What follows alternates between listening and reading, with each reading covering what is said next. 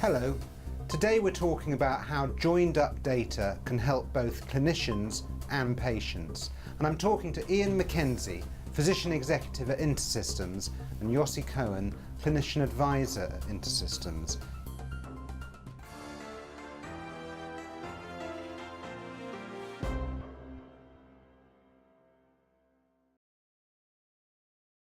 Ian and Yossi. Hello. What do you think the biggest challenges are for healthcare in the UK? I think at the moment, overwhelmingly, the biggest challenge is the ageing population, which is going to create a strain on our acute healthcare sector, both in terms of volume and complexity.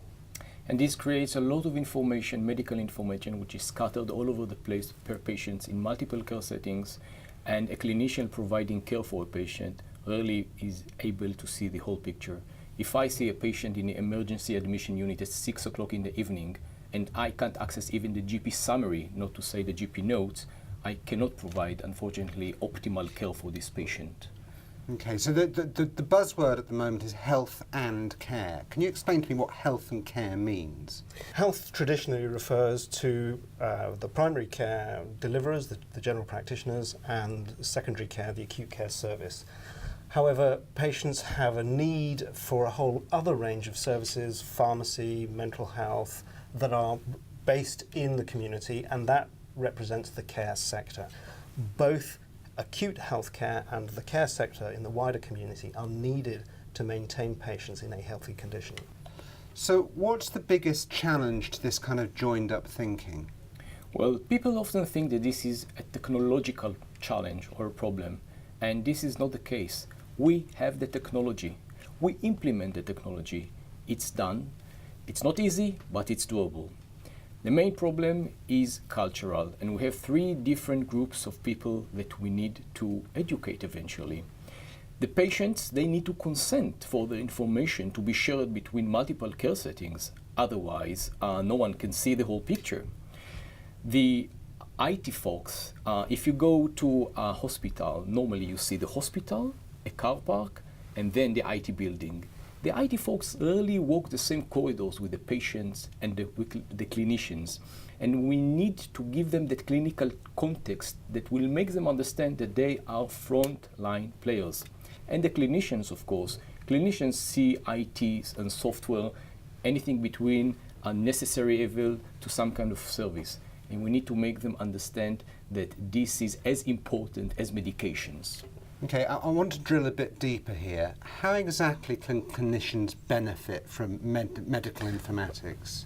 I would turn that on its head and say that actually the key focus of this effort is the patient, and the patient will benefit because regardless of where they are, which care setting they happen to be in, they're going to get the right care at the right time with the person who's looking after them understanding everything that's going on about them.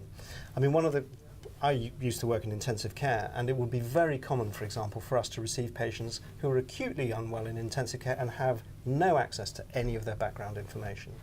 What would you say to a patient who's reluctant to share this kind of personal information? I would just give him an example from his own record and his own condition, how sharing the information will help him when he's in need for care.